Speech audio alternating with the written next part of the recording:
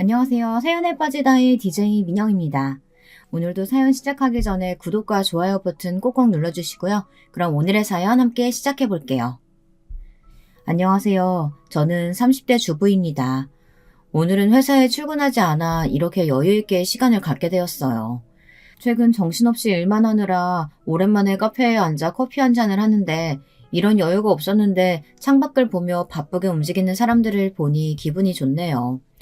여러분들도 제 사연 들으시며 여유로운 시간 보내시길 바랄게요.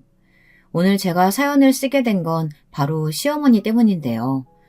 어느 집이나 고부 갈등이 있다고 하지만 저는 특히나 좀 세게 겪게 된 것 같습니다.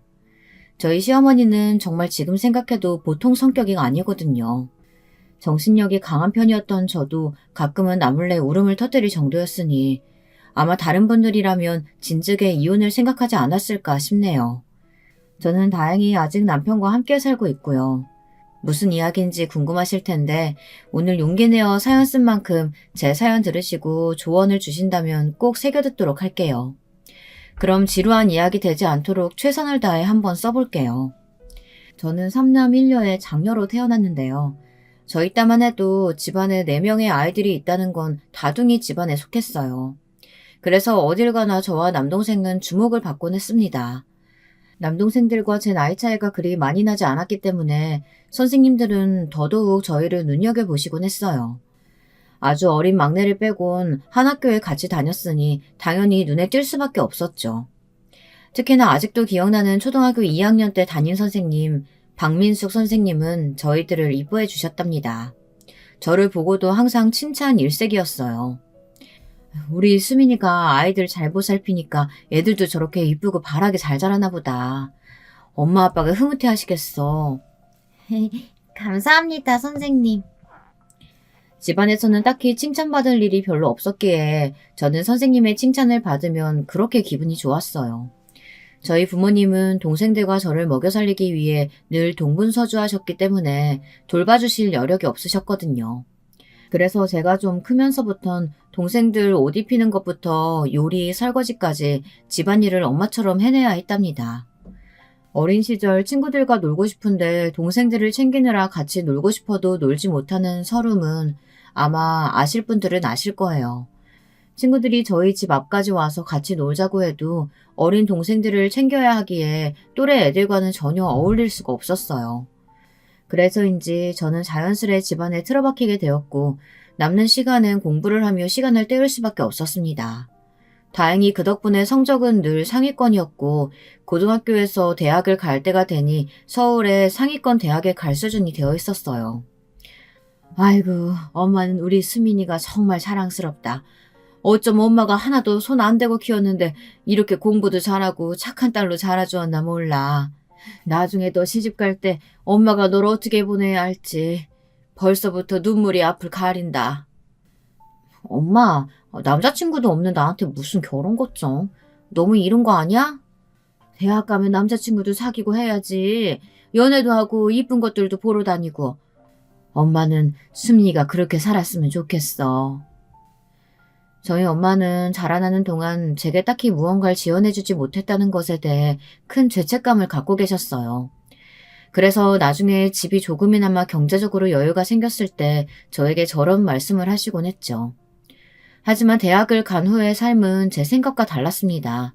제가 대학에 가서 엄마 말씀처럼 이쁜 것들만 보고 행복하게 살았냐 물으신다면 아니요. 전 그렇게 살지 못했습니다. 저도 조금은 바뀔 줄 알았는데 오히려 더 치열했어요. 취업을 하기 위해선 따야 할 자격증이 수두룩했고 학점을 잘 받기 위해선 밤을 새워 24시 카페에서 공부를 해야 했으니까요. 다들 공무원 시험이다 뭐다 열심히 하는데 저만 뒤처질 수가 없었습니다. 슬프지만 이게 대한민국의 현실이었어요. 더군다나 아직 대학을 못 간 동생들이 있었기 때문에 부모님을 도와 동생 학비까지 모으기 위해선 하루하루가 치열할 수밖에 없었죠. 그러던 중 만난 사람이 저희 남편이었습니다. 남편은 저와 달리 굉장히 매사에 느긋한 사람이었어요. 모두가 공부할 때 뒤에서 콧노래를 흥얼거리며 핸드폰이나 보고 있는 사람이었죠. 솔직히 한량 같아 보였기에 저는 처음에 전혀 남편에게 이성적 호감을 느끼지 못했습니다. 근데 남편이 제게 먼저 다가왔어요. 남편은 미대생이었는데 자기와 함께 전시회를 보러 가지 않겠느냐고 하더라고요. 전시회요? 네, 제가 아는 형이 개인전을 연다고 해요. 가서 응원차 들리려고요. 같이 갈래요? 하루하루 빠듯하게 살기 바빴던 제게 미술 전시회라는 건 낯설고 새로운 경험이었어요. 왠지 모르게 끌렸습니다.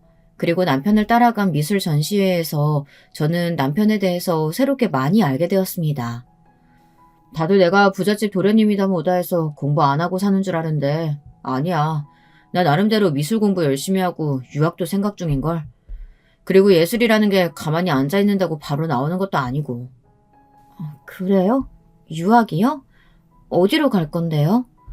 프랑스 쪽으로 갈까 해. 엄마도 프랑스 파리에 있는 미술학교로 나오셨거든. 남편이 저보다 연상이었기에 제게 자연스레 말을 놓게 되었는데요. 저는 이때 남편에게 많은 호감을 느꼈습니다. 자기 방식대로 멋지게 사는 삶이 저와는 달라 보여 부럽고 좋아 보이더라고요. 남들이 가지 않는 길을 가는 것에 대해서도 뚝심 있게 느껴지고요. 저는 그 뒤 남편과 연애를 이어갔고 남편이 유학을 포기하면서까지 저와 결혼을 하고 싶다고 했기에 저희는 결혼을 서두르게 되었습니다. 남편은 저와 함께하는 결혼 생활이 더 기대된다며 유학은 다음으로 미루겠다고 하더라고요. 그런데 여기서 시어머니께서 반대를 하고 나오셨습니다. 시어머니는 저를 먼저 보자고 하셨어요. 이때만 해도 전 시어머니에게 호감을 갖고 있는 상태였는데요. 만나자마자 절 향해 쏟아붓는 말들을 들으니 그 호감이 곧바로 반감이 되더라고요. 시어머니는 단단히 오해를 하고 계셨습니다. 예, 네가 내 아들 유학길 막아섰다며? 너 한국에서 미술작가로 살아가기가 얼마나 치열한지 아니? 근데 감히 결혼이다 어쩐다 해가지고 애 팔목을 잡아? 어머님, 오해가 있으신 것 같아요. 저는 유학 가지 말라고 말한 적 없어요. 그 사람이 결혼을 원해서 오히려 저보단 그 사람이 밀어붙여서 그래서 결혼 얘기가 나온 거예요. 웃기고 있네. 내 아들이 뭐가 부족해서 잘난 거 없는 너한테 결혼을 물어붙이겠냐? 너 우리 집 재산에 대해 얼마나 알고 있어?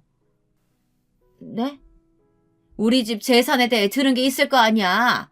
그래서 지금 우리 성웅이 발목 잡고 편하게 살아보려고 하는 거 아니야? 내가 대충 듣자 하니 중상층도 안 되는 집안에서 아등바등 동생들이랑 살아왔다고 들었는데 그럼 그림이 뻔하지 않겠니? 아무튼 나는 절대 허락 못한다. 니들 당장 갈라서. 어머님, 말씀이 지나치세요. 저는 맹세코 그런 적 없어요. 왜 저를 보고 돈 보고 달라붙는 그런 천박한 사람을 취급하시는 건데요? 시어머니의 말씀 하나하나는 상처가 되어 가슴에 콕 박혔습니다. 오해를 하시는 것도 억울했지만 그보다 저를 마치 돈 노리고 달라붙는 여자 취급한 게 너무 자존심이 상하더라고요. 저는 억장이 무너지는 마음으로 당장 남편에게 전화를 했고 남편은 어쩔 줄 몰라 했습니다. 그러더니 자신이 어떻게든 해결해보겠다고 하더라고요. 남편은 여동생과 남동생이 있는 장남이었는데 장남인지라 더 강하게 나오는 것 같다고 말했습니다. 아무리 그래도 그렇지 나를 불러놓고 대낮에 이런 면박을 주시는 게 어딨어. 커피숍 사람들이 다 쳐다봤다고 얼마나 창피했는지 알아? 미안해. 알았어 자기야. 나도 우리 엄마가 그렇게 세게 나올 줄 몰랐어. 내가 유학을 안 간다고 하니까 단단히 실망하셔서 그런가 봐. 그러면서 남편은 어린 시절에 대해 이야기를 해주었는데요. 시어머니는 대학교 교수이자 잘나가는 서양 작가셨는데 남편 역시 자신과 같은 길을 걷길 바라셨다고 했습니다. 그래서 어린 시절 내내 미술 과외니 뭐니 끼고 하시면서 자신이 직접 가르치며 화가에 대한 꿈을 강압적일 만큼 불어넣으셨다고 하시더라고요. 하지만 남편은 정작 유학도 가고 싶지 않아 하고 화가는 더더욱이나 되고 싶지 않다고 했습니다. 그건 오롯이 엄마의 꿈이지 자기 꿈이 아니라고요. 엄마의 욕심을 채우기 위해 자기 인생을 허비하고 싶지 않다고 했죠. 나는 그냥 평범한 회사 다니며 남들처럼 사는 게 좋아. 당신 앞에서는 내가 예술가가 되고 싶다느니 유학 가고 싶다느니 했지만 그거 사실 다 호세였어. 남편의 말은 충격적이었습니다. 그리고 저는 남편의 말을 듣고는 그럼 시어머니에게 그것을 명확히 전달하라고 했지만 남편은 두려워했어요. 끝끝내 말하길 거부하더라고요. 심지어 제게 대신 말해줄 수는 없겠느냐고 부탁했습니다. 내가 그걸 어떻게 말해. 그건 당신이 말해야지. 나는 엄마가 무서워. 우리 엄마 어떻게 나올지 뻔하니까. 그럼 말은 내가 할 테니까 자기가 옆에 있어주면 안 될까? 그럼 덜 무서울 것 같은데. 우리 결혼 허락도 그날 받아내고, 응? 꼭 그러자. 남편의 질긴 설득에 결국 저는 남편과 시어머니와 함께 삼자대면을 갖기로 했습니다. 근데 이때 예상치 못한 의외의 인물이 함께 등장했는데요. 바로 저의 시누이였습니다. 시누이는 바쁜 외국 생활 중 이 일로 한국에 왔다고 하더라고요. 부산스럽게 등장한 시누이는 저를 위아래로 쳐다보더니 대놓고 한숨을 푹 쉬었습니다. 아니, 뭔 일인가 했더니 겨우 이 여자 때문에 이사단이 난 거였어? 엄마, 그냥 결혼 허락해줘. 오빠는 나처럼 미술에 대한 욕심이니 이런 거 일체 없어. 엄마 뒤는 내가 이을 테니까 오빤 자기 편한 대로 살게 하라고. 오빠, 솔직히 말해봐. 오빠도 미술에 대한 욕심 없잖아. 오빠가 뭐 예술가니 뭐니 그런 게 하고 싶어? 아니, 나 욕심은 있는데. 순간 전 겨우 이 여자라는 단어를 잘못 들었나 했습니다. 사람 면전에 대고 할 말은 아니지 않나요? 아무리 제가 싫었다고 하더라도요. 하지만 시누이는 잔뜩 바쁜 티를 내며 계속 남편을 비웃고 동시에 저를 헐뜯었습니다. 근데 여기서 웃겼던 건 화를 낼 줄 알았던 남편이 가만히 기가 주고 고개를 수그리고 있더라고요. 나이가 더 많음에도 불구하고 시누이의 길을 남편이 도통 감당해내지 못하는 것 같았습니다. 옆에서 지켜보던 제가 다 화가 나더라고요. 시누이의 말이 끝나자 시어머니는 남편에게 진지하게 유학에 대한 생각을 물으셨어요. 그러자 남편이 겨우 시어머니 눈치를 보며 더듬더듬 말을 꺼냈죠. 엄마, 나는 유학까진 갈 생각 없어요. 근데 미술은 하고 싶어요. 결혼도 하고 싶고요. 결혼 먼저 하고 그리고 생각해보면 안 될까요?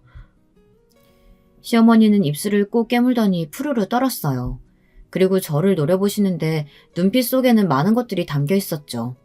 자기 아들이 일이 변한 데에는 제가 원인이라고 생각하시는 것 같은 속생각들이 저절로 읽혔습니다. 화가 잔뜩 나보였던 시어머니는 의외로 더 난리 떨지 않고 차분하게 정리하셨어요. 다만 그 정리라는 것이 저를 기함하게 했습니다. 그래, 네 의사는 알겠다. 나도 너한테 화가 되라고 강요할 생각은 없어. 그래도 우리 집 수준이 있으니 쟤는 안 되겠다. 엄마가 참한 여자 선자리 놓을 테니까 몇 번 만나보고 그리고 결정해. 알았니? 여기서 또 기가 찼네요. 제가 왜 난생 처음 보는 시누이와 시어머니란 사람들에게 이런 대접을 받아야 하는 것일까요? 도대체 제가 전생에 무슨 죄를 지었길래요. 순간 속이 메스꺼워지면서도 토라도 하고 싶은 심령이 되더라고요. 저는 악을 쓰고 싶은 걸 참고 겨우 진정하며 입을 떼려고 했어요. 그런데 여기서 남편이 먼저 선을 그으며 단호한 태도로 나오더군요. 저도 남편이 이렇게까지 저와의 결혼이 절박했는지 처음 알게 되었어요. 엄마, 안 돼요. 나는 수민이 아니면 결혼 안 해요. 내 생각은 확고해요. 엄마 생각이 확고한 것처럼 나도 그렇다고요. 그러니까 우리 둘 중 누군가 포기해야 할 텐데 난 그게 내가 될 생각은 1도 없어요. 난 수민이 때문에 처음으로 살고 싶다 생각했고 행복했어요. 집에선 한 번도 행복한 적 없던 내가 말이에요. 그러니까 허락해 주세요. 허락 안 해주면 전 인연 끊고 집 밖에 나가 살 거예요. 뭐? 너 그거 지금 진심으로 하는 말이야? 정말 우리랑 뭘 끊겠다고? 적잖이 당황하신 시어머니는 말을 더 못 이었어요. 남편의 극단적인 조치 덕분에 시어머니는 한참을 혼자 부르르 떠시었고요. 시누이도 이날 자기 오빠의 이런 모습은 처음 보는지 멍하게 쳐다만 보고 있더라고요. 네, 엄마랑 연 끊을 거라고요. 그러니까 막지 마세요. 저희 둘 결혼. 남편은 그러고서 제 손을 잡고 일어섰습니다. 마치 영화 같은 엔딩이었죠. 이게 정말 엔딩이었다면 얼마나 좋았을까요? 하지만 그러지 않았습니다. 이건 엔딩이 아닌 또 다른 시작이었어요. 나중에 남편에게 왜 그렇게까지 극단적인 말을 했냐 물으니 남편은 지금껏 어린 시절 동안 엄마와 동생기에 눌려 사느라 자기 할 말은 하지 못하고 살았다고 해요. 밖에서 보이는 여유로운 모습과 달리 집안에서는 늘 위축되고 초라한 모습이었던 거죠. 그래서 한 번이라도, 단 한 번이라도 자기가 원하는 걸 하고 싶었다고 합니다. 그게 저와의 결혼이었고요. 어찌됐든 남편의 극단적 언행으로 결혼은 성사되었지만 시어머니는 결혼 후 저를 잡아먹지 못해 안달이었습니다. 그날의 상황을 다 지켜보았던 시누이 또한 마찬가지였죠. 마치 둘 다 제가 남편을 조종해서 그런 일을 시킨 것 마냥 저를 보고 있더라고요. 시누이는 틈만 나면 저를 꼬리 100개 달린 불엿이라고 뒷담화를 했고 시어머니는 어떻게든 저를 쫓아낼 궁리를 하셨죠. 하지만 전 이 또한 지나갈 거라고 믿었습니다. 제가 아이를 낳고 남편과 행복하게 사는 모습을 보여준다면요. 남편도 저도 아이를 빨리 가지고 낳길 바랬는데 워낙에 둘 다 아기를 좋아했던지라 기대가 컸습니다. 근데 기대가 크면 실망도 크잖아요. 꾸준히 노력하는데도 임신이 잘 안 되더라고요. 나중에 난임 병원까지 찾아갔는데 병원에서는 저와 남편 둘 다 건강에는 이상이 없으니 지켜보자는 말을 일단 하시더라고요. 초조했지만 어떻게든 초조함을 들키지 않기 위해 노력하는 기분으로 저는 매일 일상을 살았습니다. 남편 역시 마찬가지였고요.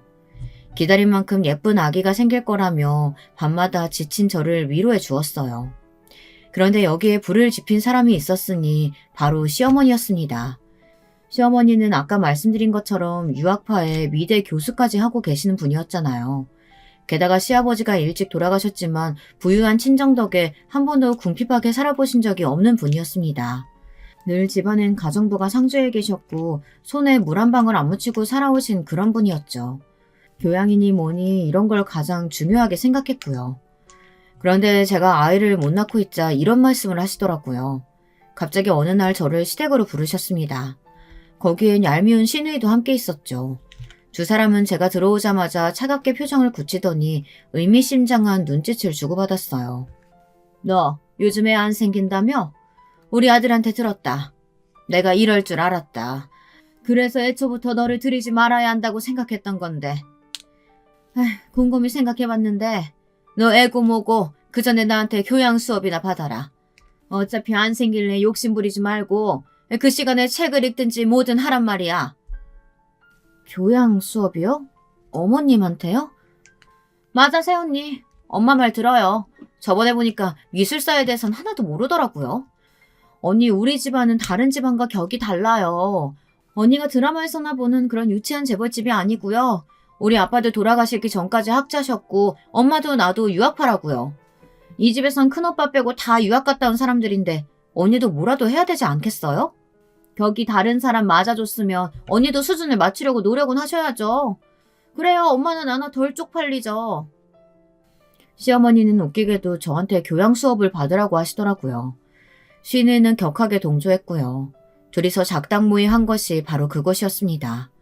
그러면서 어머님은 자기가 책 목록을 몇 개 썼으니 그걸 다 읽고 느낀 점을 써오라고 하더라고요. 이건 거의 초등학생 숙제나 다름없었습니다. 거기다 책 목록을 보니 영어 원서들이더라고요. 기분이 나빴고 무엇보다 바쁘게 회사 일을 하고 있었던지라 사실 시간은 없었지만 괜히 목록을 보니 오기가 생겼습니다. 다들 제가 영어를 못할 거라고 생각해 비웃으려고 내놓은 숙제였지만 전 잘할 자신이 있었거든요. 당시 제가 부모님이 일구고 계시는 회사에서 맡은 업무도 해외 영어 파트였고요. 그래서 저는 당당하게 읽어오겠다곤 하곤 시댁을 나왔습니다. 그리고 그 다음 주 약속된 시간보다 하루 빨리 가서 아예 영어로 말을 하고 나왔어요. 책에 대해 조목조목 짚어가며 말하는 모습에 시어머니도 시누이도 모두 놀라더라고요. 둘 다 당황함을 숨기지 못하는 얼굴에 무척이나 통쾌했습니다. 업무가 바빠 어쩔 수 없이 지하철에서 시간을 쪼개 읽어야 하는 책이긴 했지만 그럼에도 그 피로가 싹 풀리는 기분이었달까요. 그런데 시누이는 갑자기 발작하듯 외치더라고요. 새언니, 어디서 인터넷에서 긁어온 걸 말하시는 거예요? 영어도 못하는 주제 어떻게 그걸 다 외우셨대요? 노력 많이 하셨겠어요? 노력은 제가 칭찬해 드릴게요. 근데 발음도 후지고 외워온 거 다 티나거든요? 그러게나 말이다. 내가 숙제를 내줬으면 똑바로 할 생각을 해야지. 어디 잔머리를 굴리고 앉아있어?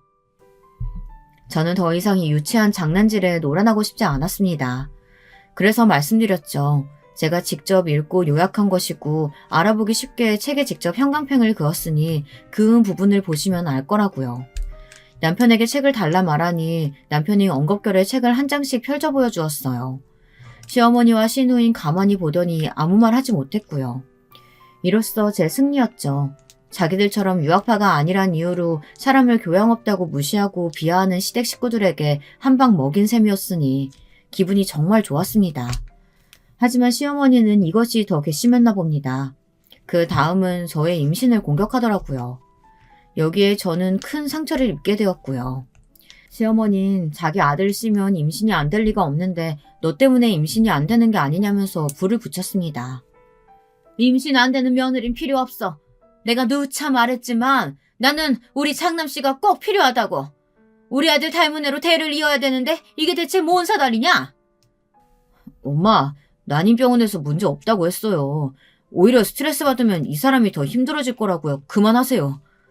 너는 요즘 왜 이렇게 나한테 대들고 있니? 며느리 감싸주겠다고 너 키워준 엄마한테 따박따박 대들고 있는 거야? 예, 너는 입이 있으면 말을 좀 해봐라. 네가 말을 해야지 왜 자꾸 우리 아들한테 돌려? 남편은 그런 게 아니라며 말리려 했지만 저는 이미 마음이 무척 상한 뒤였습니다.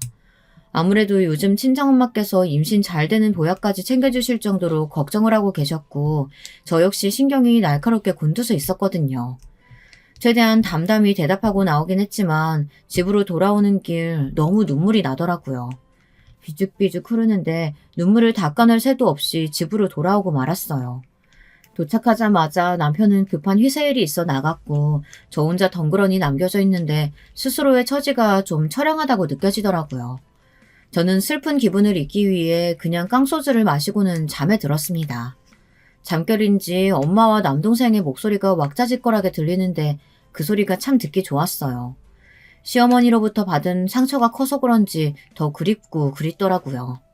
그리고 그렇게 눈을 뜨고 훌훌 자리에서 털고 일어난 지 일주일 만에 기적이 생기고 말았습니다. 제게 아이가 생긴 것이에요. 친정 가족들 꿈을 꾼 게 이상하리만치 기억에 남았는데 마치 이 모든 게 하늘에서 내려준 예정된 축복 같았어요. 저는 먼저 부모님께 전화드려 말씀을 드렸죠. 주말이었지만 부모님은 한 걸음에 달려와 축복해 주셨습니다. 아이고, 우리 딸한테 아이가 생기다니 너무 기쁘네. 네가 그렇게 걱정했는데 너무 다행이야. 나도 얼른 우리 손주 보고 싶다. 얼마나 예쁠꼬. 그래도 딸, 임신 초기에는 조산 가능성도 있으니까 몸 조심해야 된다. 알겠어요, 엄마, 아빠. 너무 감사해요. 나 우리 가족 꿈 꾼 게 뭔가 예사롭지 않다 했는데 진짜 이렇게 임신이 될 줄은 몰랐어요. 저희 부모님은 둘 다 기독교인이셨기에 기도를 드리고 다 같이 저녁 식사를 함께 했습니다. 오랜만에 남동생들까지 모인 화기애애한 자리였어요. 그런데 그날 시어머니로부터 전화가 온 겁니다. 시어머니는 다짜고짜 저희 집에 오시겠다고 하더군요. 제가 지금 친정 부모님이 자리에 계시다고 하니 그런 못마땅한 기색으로 내일 오겠다고 하더군요. 다음날 오신 시어머니는 저를 보자마자 잔소리부터 늘어놓았습니다. 축하 인사는 쏙 빠진 채 어떻게 태교를 해야 하는지, 똑똑한 아이를 낳으려면 어떻게 준비해야 하는지, 자기가 남편을 임신했을 때 했던 온갖 미신 같은 방법들을 알려주더라고요. 솔직히 저는 들으면서 한기로 흘렸습니다. 물론 태교는 저도 힘쓸 거지만 시어머니가 알려주신 방법은 거의 미신에 가까웠거든요. 네가 그리 똑똑지 못한 애니까 애만큼은 잘 키워야 되지 않겠어? 내가 일단 알려준 방법대로 다 해보고 이 부적도 붙이고 자라. 용한 무당한테 가서 아주 큰 돈 주고 받아온 거니까 꼭 팬티 안에 넣어놓고 자야 된다. 알았냐? 미대 교수직이나 되시는 분이 왜 이렇게 무당과 무속에 집착하시는지 모를 일이었습니다. 본인만 믿으면 될 것을 저에게까지 강요하시며 언제는 저에게 제 팬티의 안을 확인해야겠다고 하더라고요. 어머님, 당황스러워요. 그게 무슨 말씀이세요? 네가 내 말을 제대로 따르고 있는지 아닌지 봐야 알지. 난 우리 손주도 예술시켜서 아주 고고한 사람 되게 만들 거야. 네 남편이 아쉽게 이 길을 포기하긴 했지만 그 미련한 놈은 어쩔 수 없다 치고 손주라도 잘 만들어 봐야지. 어머님, 또 그 얘기예요? 남편이 회사 다닌다고 해서 미련한 사람이 되는 건 아니잖아요. 저희 둘 다 잘 살고 있는데 왜 그런 말씀을 하세요? 심지어 시어머니는 남편까지 못 믿어했습니다. 자기 아들마저도요. 저 때문에 이 모든 게 어그러졌다고 생각하시는 건 덤이었고요. 최선을 다해 키운 아들이 자기처럼 대학 교수가 되지 못하고 유학도 가지 않았으니 실망하실 수 있는 건 이해하지만 그렇다고 멀쩡히 괜찮은 회사 다니는 남편이나 저를 폄하하는 건 도무지 이해가 안 되었습니다. 그러면서 제 팬티 검사를 하겠다고 하루에 10번은 전화를 해댔습니다. 나중엔 진절머리가 나서 시어머니 전화를 부재정으로 돌려놨더니 난리가 났더군요. 시누이가 대신 전화해서 언니 우리 엄마 전화 쌩 까는 거 아니죠. 얼른 받아요 라며 재촉하고 시어머니는 위협성 문자를 보냈었고요. 내 아들하고 이혼하고 싶지 않으면 곱게 전화 받는 게 좋을 거다. 이런 요지가 담긴 문자였죠. 기가 차더군요. 어떻게 모녀가 쌍으로 미칠 수 있는 걸까요? 요즘 시대에 이런 시누이와 시어머니가 있다는 게 믿겨지지도 않았네요. 제가 친구들에게 말하면 친구들은 기겁을 했고요. 제 또래 친구들은 고부 갈등을 겪지도 않았고 명절이나 생신 정도만 챙기면 된다고 생각하고 있었거든요. 저처럼 이렇게 지나치게 간섭받고 명령받고 막말 듣는 사람은 없었습니다. 그러던 어느 날 또 청천벽력 같은 일이 터졌어요. 출산을 하고 얼마 지나지 않아 남편의 남동생인 도련님이 귀국하시는 날이라며 귀국 파티 준비를 해야 한다고 하시더라고요.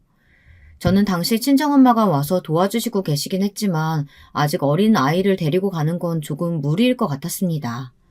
거기다 제가 당시 몸도 안 좋았거든요. 그런데 시어머니는 일을 두고 역성을 내더라고요. 당장 오지 않으면 저희 집에 쫓아올 기세로 말씀하시는데 스트레스가 확 몰려왔습니다. 옆에 있던 친정엄마가 괜찮냐며 걱정을 하시는데 엄마에게 솔직하게 말씀드리기가 어려웠어요. 괜히 엄마까지 신경 쓰실까 봐요. 그래서 어쩔 수 없이 아픈 몸을 하고 귀국 파티에 참석을 했습니다. 아이고 왜 이렇게 늦었냐? 너 때문에 내가 지금 출장 요리사까지 불러하고 있었잖아. 돈이 얼만지 알기나 해? 네가 들어오면 집안일은 한결 편해질 줄 알았더니 며느리란 게 매일같이 애 돌본다고 집에 처박혀 있으니 너 내가 아들 낳아서 봐준 줄 알아. 알겠니? 예전 같았으면 이미 이혼시키고도 남았어. 시어머니는 오자마자 잔소리를 퍼부었고 저는 못 들은 척 쑥 지나가 부엌으로 향했습니다. 부엌 개수대엔 설거지 더미가 쌓여있더라고요. 시누이도 그 누구도 손을 대지 않은 게 분명했죠. 다들 저를 기다리고 있었던 거예요. 이때 남편이 눈치껏 와서 설거지를 도와주더라고요. 남편은 내내 미안해했습니다. 성질머리 들어온 자기 엄마 때문에 이런 일까지 제가 하고 있다면서요. 저는 남편의 말에 대답할 정신도 없었습니다. 그냥 얼른 끝내고 집에 가서 쉴 생각으로 일을 하고 있었어요. 근데 이날 또 한 번의 사단이 터진 겁니다. 시어머니께서 주신 부적 기억하시나요? 똑똑한 아이 낳으라며 주신 부적이요. 저는 그 부적을 지갑 안쪽에 보관하다가 그 뒤로는 어디로 뒀는지 잊어먹고 지내고 있었는데요. 시어머니가 제 가방을 몰래 보시다 그 부적을 발견하신 겁니다. 근데 부적의 형태가 조금 찢겨져 있었나 봐요. 이게 뭐야? 아니, 이거 내가 준 부적, 이거 왜 이러냐? 다들 와봐라, 어? 아니, 너 팬티 속에 안 넣고 다녔니? 부적이 왜 이 모양이 됐냔 말이야. 너 솔직하게 말해. 나 쓰러져 죽는 걸 보고 싶지 않으면 당장 솔직하게 말하라고. 엄마 왜 그래요? 무슨 부적을 팬티 속에. 그건 너무하잖아요. 그리고 아이도 낳았으니 가방 안에 둬서 그렇게 된 거겠죠. 오버하지 말고 그만하세요. 오랜만에 동생도 왔는데. 넌 닥치고 있어. 네가 말해봐봐. 어떻게 된 일이냐 이게? 내가 말했잖아. 똑똑지 못하고 천한 네가 애라도 잘 낳아야 이 집안에 기여하는 일이라고.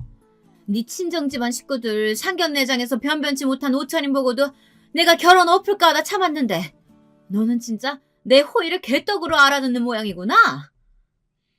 여기서 전 더는 참을 수가 없었습니다.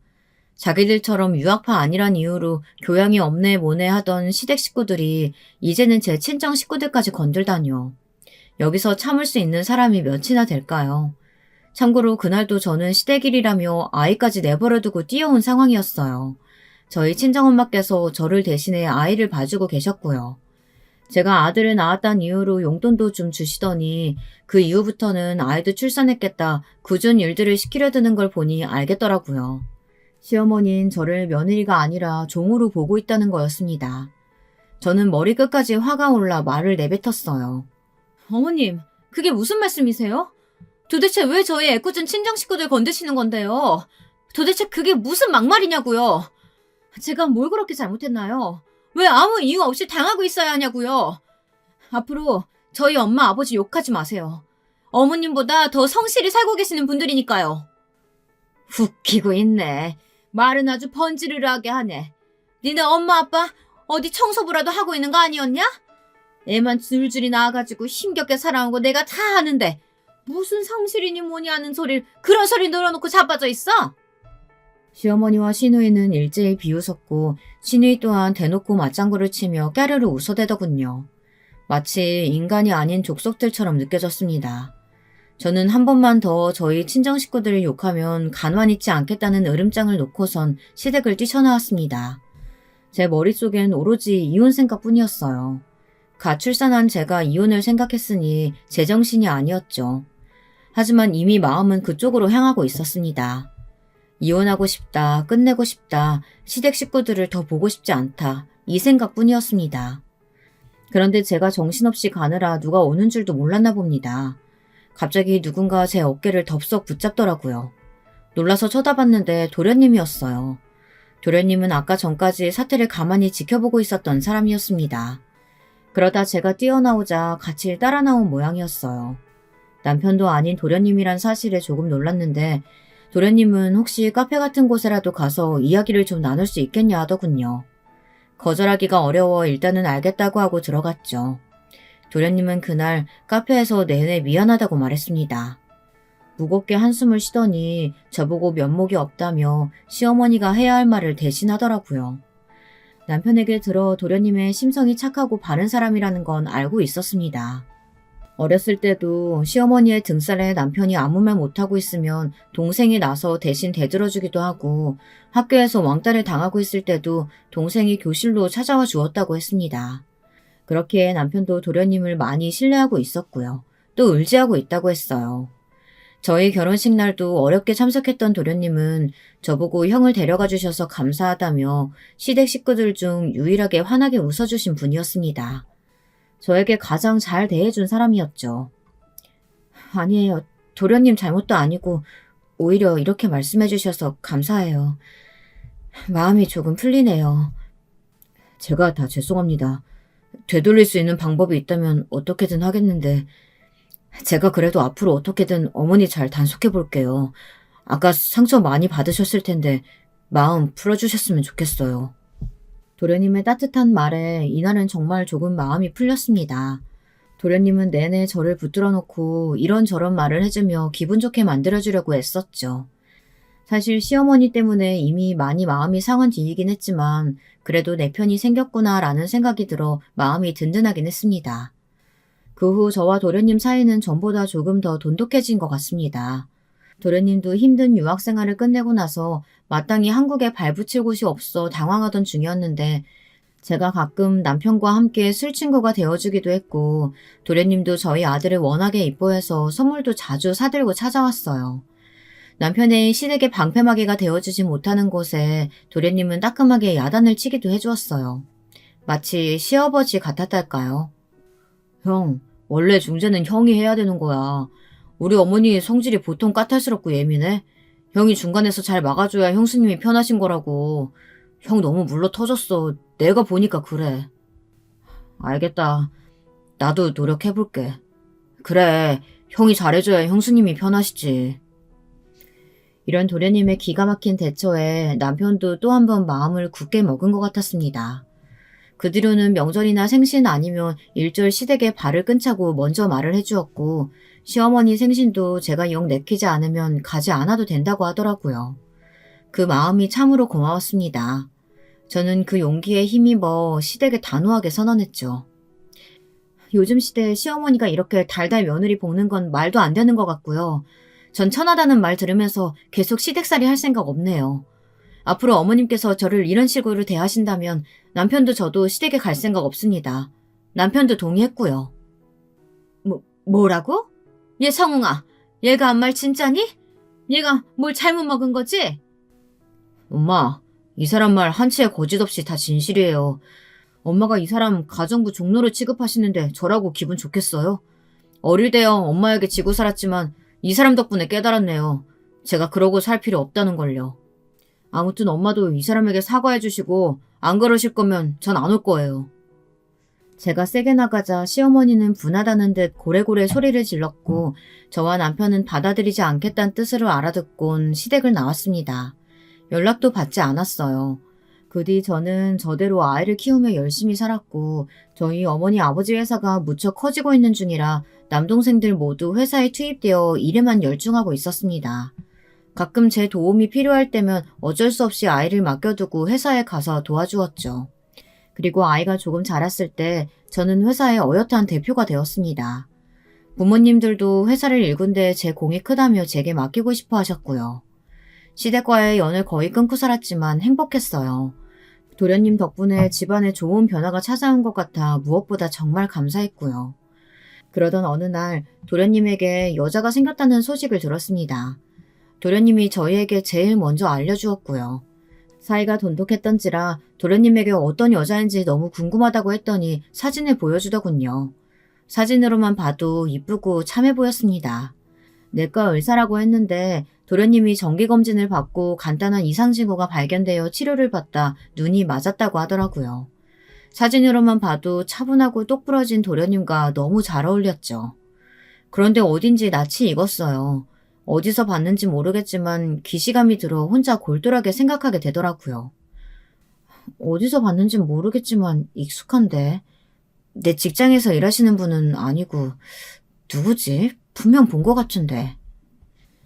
남편은 길 가다 마주친 사람이겠거니 하고 넘어갔어요. 하지만 전 느낌이 이상했습니다. 그리고 그걸 확인할 길이 오고야 말았죠. 어느 날 의사 동서가 시댁에 첫인사를 온다고 시모가 저를 소환하더라고요. 역시나 이런 날이 올 줄 알았는데 막상 온다고 하니 기분이 묘했습니다. 물론 시어머니와 시누이를 보는 건 싫었지만 동서를 처음 만나는 거니 최대한 반가운 마음으로 가려고 했어요. 시댁은 제가 오기 전부터 이미 잔칫집 분위기였습니다. 시어머니는 제게 의사동서 소고기 구워줘야 한다면서 소고기를 사오라고 하더군요. 꼭 빼먹지 말고 사와. 무조건 최고급으로. 알았어? 의사동서 오니까 옷 최대한 고풍스럽게 입고 오고 또 전처럼 시장 옷 입고 오면 집안에 수치다. 내쫓을 줄 알아.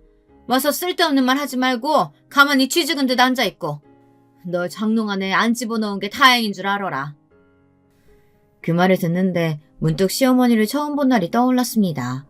시어머니는 제게 소고기를 구워주긴커녕 자기 아들 유학길 막았다며 화를 펄펄 내시곤 했죠. 참 씁쓸해지는 순간이었습니다. 사람이 아무리 직업 앞에서 돈 앞에서 작아진다고 하지만 시어머니는 제가 아들을 낳고 며느리가 된 이후에도 단 한 번도 친절하거나 다정하신 적이 없었죠. 그렇게 전 이런저런 생각을 하다 시댁에 도착했습니다. 근데 막상 도착하고 나서 제 손에 아무것도 들려있지 않다는 걸 깨달았어요. 현관문을 열고 들어서는 순간 시어머니는 제 손에 들린 비닐봉지가 아무것도 없다는 걸 깨닫고는 길길이 날뛰기 시작했습니다. 아이고, 지금 판 준비하고 마늘이랑 다 준비해놨는데 소고기를 안 사오면 어쩌자는 거야? 너 지금 제정신이냐? 아, 잠깐 딴 생각하다 깜빡했어요. 지금 가서 제가 사올게요. 어디 후미진 동네 정육점에서 사오려고? 우리 집 수준이 뭐가 되겠어? 아이고, 이 멍청한 년 같으니라고. 이거 하나 제대로 못해? 도대체 넌 잘하는 게 뭐냐? 하여튼 엄마, 그러길래 내가 인터넷에서 주문한다 했잖아. 아, 왜 멍청한 새언니를 시켜? 엄마, 제가 사올게요. 사오면 되지 왜 그러세요? 너도 조용히 못해? 뒤이어 들어온 남편이 상황을 알고는 자신이 사오겠다고 말했습니다. 서방님 역시 말리려고 들었고요. 그런데 그 순간 시어머니는 자기 분에 못 이겼는지 손을 들어올려 제 뺨을 치고 말았습니다.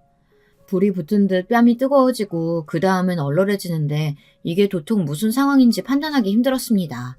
순식간에 분위기가 차가워졌어요. 무슨 짓이냐는 남편의 고함 소리가 들렸고 서방님 역시 시어머니에게 뭐라고 말하고 있었죠. 뺨을 맞은 충격 때문에 전 이 모든 것들이 멀리서 들려오는 것처럼 느껴졌습니다. 하지만 곧이어 열어진 현관문으로 누군가 조심스레 문을 밀고 들어오더군요. 누구인진 바로 알아볼 수 있었습니다. 사진으로 봤던 동서였어요. 어머, 대표님! 제가 뺨을 부여잡고 있는 사이 동서가 제 직함을 부르더군요. 그제야 전 동서를 어디서 봤는지 알 수 있었습니다. 저희 회사가 의료기기를 파는 회사인데 동서네 병원에 한번 들른 적이 있었더라고요. 제 직함을 부르는 소리에 시어머니는 영문을 모르는 표정으로 저와 동서를 번갈아 쳐다보았어요. 대표라니? 누가 대표야? 얘가? 아니, 얘는 월급쟁인데 무슨... 맞아. 멍청한 세원이가 무슨 대표야. 대표 아무나 해? 엄마, 이제야 말하네요. 이 사람 부모님과 함께 가업 이어가고 있어요.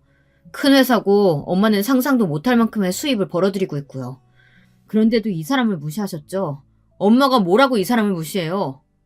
시어머니는 자기 아들이 한 말도 못 믿겠는지 저를 한 번 더 쳐다보셨습니다. 저는 말을 못 잇는 시모를 보며 말을 이어갔습니다. 이제야 기억나네요, 동서. 만나서 반가워요. 근데 지금 상황이 좀 그래서요. 어머니랑 말 좀 할게요. 어머님, 제가 대표라고 하니 많이 놀라셨나 봐요. 대표라 하든 월급쟁이라 하든 달라질 건 없는 것 같아 말씀 안 드렸는데 이럴 줄 알았으면 진즉 말씀드릴 걸 그랬네요. 제가 진실을 말했음에도 불구하고 시어머니와 시누이는 계속해서 서로를 쳐다보며 못 믿겠다고 하더군요. 그의 남편이 그럼 인터넷에서 제 회사 이름을 검색해보라고 하더군요. 남편의 말에 시어머니는 핸드폰을 들고 와 정말 제 회사 이름을 검색했습니다. 그리고 인터넷에 있는 뉴스를 발견했죠. 그것도 제 인터뷰가 담긴 뉴스를요. 시어머니의 눈이 경악으로 커졌습니다. 제가 어떤 신문사와 인터뷰한 내용이 담겨있는 기사를 천천히 읽으시더니 이 모든 것이 사실이라는 걸 알게 되었는지 시어머니는 무릎을 털썩 꿇리더라고요. 너무도 자연스럽게 말입니다. 시누이 역시 뉴스 기사를 읽더니 말을 잇지 못하고 눈물만 줄줄 흘리더군요. 저는 그 두 사람을 보며 악마의 눈물이 저런 것이겠거니 생각했습니다. 저기 아가야, 내가 오해한 것 같구나. 오해할 거 없어요. 풀 것도 없고요. 저는 말씀드린 대로 다시 시댁과 연 이어갈 생각 없고 어머님과도 영원히 안 볼 생각이에요. 어머님 손주도 앞으로 보실 일 없을 거예요. 아가씨도 마찬가지고요. 시어머니와 시누이는 제가 나갈 때까지 멍하게 저를 쳐다만 보고 있었습니다. 동서는 나중에 저에게 전화해 무슨 일이냐며 조심스럽게 묻더라고요. 저는 시댁에서 겪었던 일을 동서에게 소상히 말해주었어요.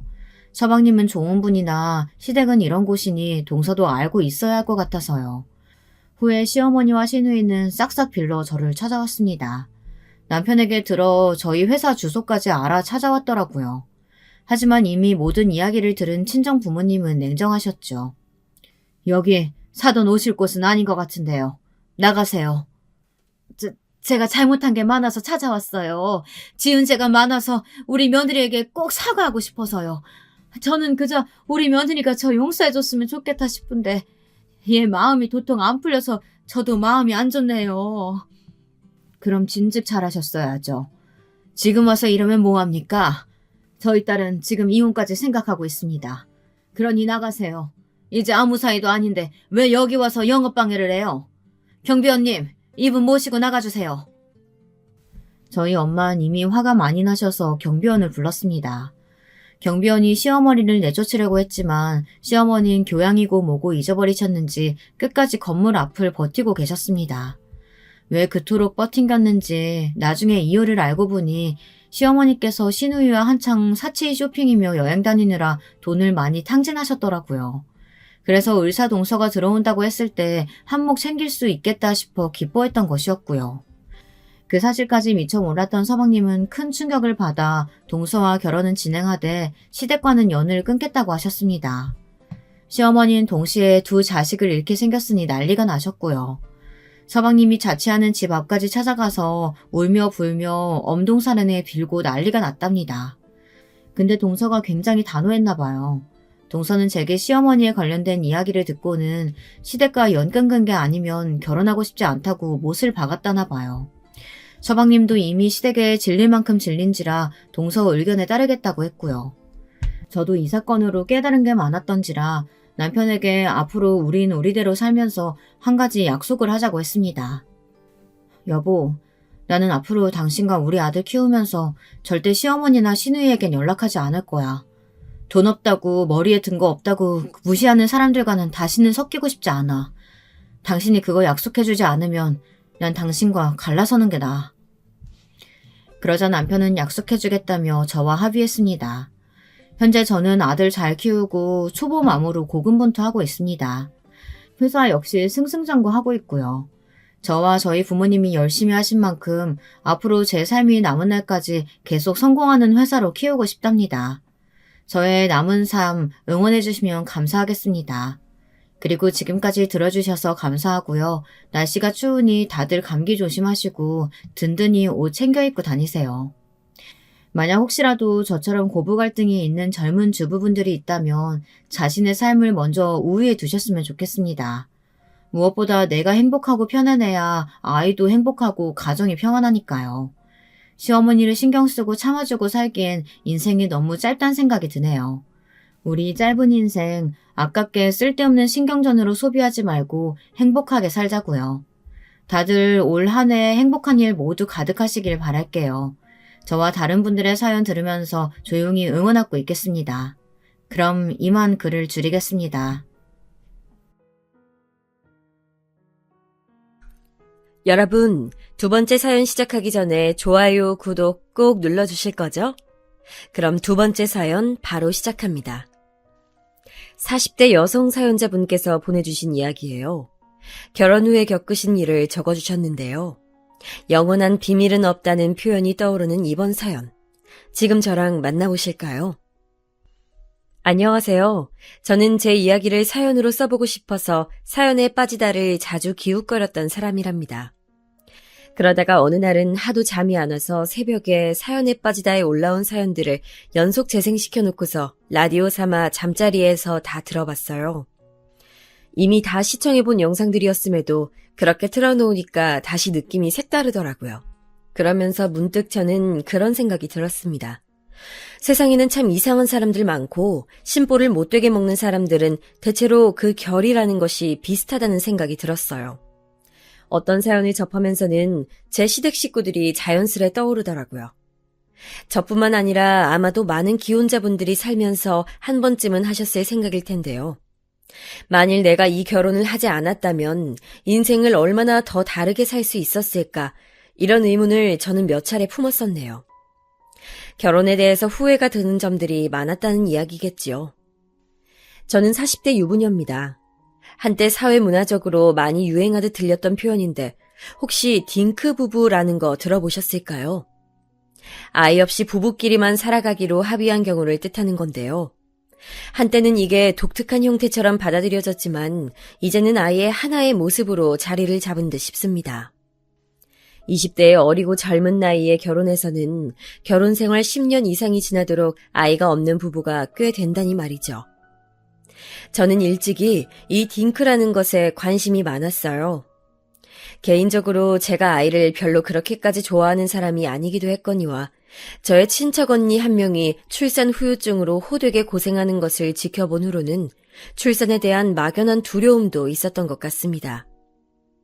제가 20대 후반의 나이에 만나서 진지하게 연애를 시작했던 남편도 저와 생각이 비슷한 사람이었어요. 나랑 친하다고 말했던 대학 선배 형 있지? 결혼한 사람도 나랑 원래 안면이 있던 누나고. 그런데 그 형 부부가 작년에 아기 낳았거든? 아, 오빠가 저번에 나한테 사진도 보여줬었잖아. 딸이라고 아기 사진 나한테 보여줬던 게 그 집이었어? 맞아, 기억하는구나. 원래 그 형이 풍족하진 않아도 어렵지 않게 살던 집이었는데 애 태어나고 나서 아주 형편이 힘들어졌대. 처음엔 쉬쉬해서 몰랐는데 애가 선천적으로 어디 기관이 아프다나 뭐라나. 그래서 치료비 미친 듯이 깨졌다더라. 출산하고 나서 그 누나는 우울증으로 가뜩이나 고생하고 있는 와중에 애까지 아파버리니까는 그 형이 아주 죽을 맛이래. 자기 자식이니까 어쨌든 애는 예쁜데 솔직히 다시 시간을 되돌린다면 애를 안 낳을 거라고 하더라. 결혼하고 나서 충분히 신혼생활 즐기다가 애를 가진 거였는데도 후회가 된대. 돈을 더 모으고 상황이 안정적으로 된 다음에 애를 가졌어야 했다고. 세상에, 그 집이 그런 사정이 있었구나. 아, 그런데 그 형이란 분하고 오빠가 1살 차이 아니었어? 남자치고는 그 형분이 일찍 결혼을 했었나 보네? 뭐 그런 셈이지. 요즘에 남자 나이 26살에 결혼하면 이르다고 하니까. 아, 그런데 그 누나 쪽이 연상이라. 여자 나이가 28살이었으니 그때는 결혼하기에 시기는 적당하다고 생각했었나 봐. 오빠, 우리는 결혼하더라도 아이 갖는 것만큼은 정말 신중하게 생각하고 의논하기로 하자. 내가 아이 낳는 것에 별로 마음이 안 열려 있다는 건 이제 오빠도 충분히 알고 있을 거라고 생각하고 있어. 그럼 당연하지. 나도 네 의견에 전적으로 동의해. 주변 여러 케이스를 보거나 우리 양가 집안 경제적 수준이라든지 우리 소득을 냉정하게 따졌을 때 섣불리 아이를 갖는다는 건 어쩌면 모두에게 불행이 될 수도 있을 것 같거든. 대략 이런 식으로 저와 남편의 생각이 흘러갔었습니다. 그래서 저는 남편하고 결혼하면서 설마하니 이세 문제 가지고 트러블이 일어날 거라고는 생각지 못했었어요. 참고로 시댁이랑 친정이랑 경제적 수준은 비슷비슷했고요. 저는 나이 차이가 많이 나는 친언니가 한 명 있는데 나이도 많이 차이가 날 뿐더러 친언니가 대학을 입학함과 동시에 집에서 나가 혼자 자취를 하며 살았고 취업하며 결혼을 할 동안에도 그랬었기 때문에 저는 친언니와 애틋하게 친한 자매의 정이 없었답니다. 저는 스스로 제가 외동딸이라고 생각이 자주 들었었고 실제로 제 친구들 중에서는 저를 외동으로 알고 있는 친구들도 꽤 있었을 정도였죠. 반면에 남편에게는 여동생이 한 명 있는데 남매가 고작 1살 차이였습니다. 연년생인 거죠. 그래서 그런지 둘이서 어렸을 때는 엄청나게 치고받고 싸웠으며 사춘기 시절에는 냉전을 겪었다가 둘 다 성인이 되고 나서부터는 사이가 그냥 무난해졌다고 했습니다. 저랑 남편이 결혼했을 때 이 시누이에게도 결혼할 상대가 있었어요. 저희 결혼식이 끝나는 대로 시누이의 결혼 문제가 진행될 거라고 들었습니다. 언니, 결혼 축하드려요. 이로써 저희가 한 가족이 된 셈이네요. 축하해줘서 고마워요. 나 주려고 어제 작은 꽃다발 사왔다면서요. 엇갈려서 어제 직접 받진 못했지만 꽃이 너무 예쁘더라고요. 네, 전 아무래도 아량이 넓은 사람이니까요. 비록 새언니가 돈이 많은 사람도 아니고 인물이 빼어난 사람도 아니지만 특출난 재능 하나 없다고 해서 그걸로 저는 사람 차별하지 않거든요. 별로 시집살이 시킬 생각도 없고요. 네? 저랑 잘 지내고 싶다는 뜻으로 받아들일게요. 그러실 것까진 없고요. 그냥 저희 오빠랑 둘이서 싸우지 말고 잘 지내기나 해주세요. 저희 오빠 성격이 원체 희한한 걸 동생인 저는 알고 있거든요. 그러니까 세연이가 앞으로 인내심 가지고 부디 잘 이겨내시길 바랄게요. 신우이야말로 성격이 참 희한한 것 같았습니다. 자기 오빠를 흉볼 게 아니라 자기 자신부터 스스로 점검해야 할 것 같았지요. 이제 결혼한 자기 새언니한테 저런 식으로 비꼬듯이 말하는 사람이 세상 천지 어디에 있답니까? 하지만 당시에 저는 시누이도 머지않아 결혼을 할 참이었으니 여러모로 심란하고 예민한 시기라고 생각을 했어요. 그리고 저랑 나이가 동갑이었지만 제가 손윗사람이라 저를 새언니라고 부른다는 게 시누이로서는 기분이 별로일 수도 있겠다는 짐작도 들었었고요. 사실 시누이가 결혼 전에 저한테 서로 그냥 야, 너 하면서 말을 놓자고 제안을 딱 한 번 한 적이 있었는데 제가 거절했었습니다. 그렇게 동갑 호칭으로 가기에는 아직 시누이와 너무 어색하고 친하지 않았던 데다가 괜히 성질 있으신 시어머니에게 책 잡힐 거리를 제공하는 것은 사양이었기 때문이죠. 그래서 그냥 서로에게 좋은 새가족이 되어주고 호칭도 딱 알맞은 것으로 부르자고 했을 뿐인데 그게 그렇게나 시누이의 심기를 건드렸던 것일까요? 저한테 말을 할 때면 비꼬듯이 하는 화법을 사용하더라고요. 마치 제 결혼이 탐탁지 않은 것처럼 말입니다. 어쨌거나 결혼을 시누이랑 하는 것도 아니었고 저는 남편이랑 둘이서만 잘 살면 된다고 여겼었어요. 결혼 전에 몇 번이고 상의했던 이세 계획도 잘 지키면서 말이죠. 결혼하고 얼마 안 되었을 때 남편이 저한테 먼저 이런 얘기를 꺼내기도 했었어요. 자기야, 우리는 나중에 아이를 낳더라도 한 명만 낳는 게 어때? 한 명만? 하긴 우리가 향후 3년 안에는 아이를 갖지 않기로 했으니까 그때가 지나서 아이를 낳는다면 우리 나이 따졌을 때 많아봤자 2명까지가 최선 아니겠어? 그러니까 나도 한 명만 낳는 거 괜찮을 것 같은데 갑자기 오빠가 그런 생각은 왜 했어? 아니, 그냥 중국에는 아직도 소황제라는 문화인식이 팽배한 것 같길래 우리도 한 명만 낳아서 아이한테 해주고 싶은 거 다 해주면서 그렇게 키우자. 그래, 좋아. 대신에 오빠, 그 아이를 낳는 건 아직 지금으로서는 먼 훗날의 얘긴 거 알지? 당연히 알지.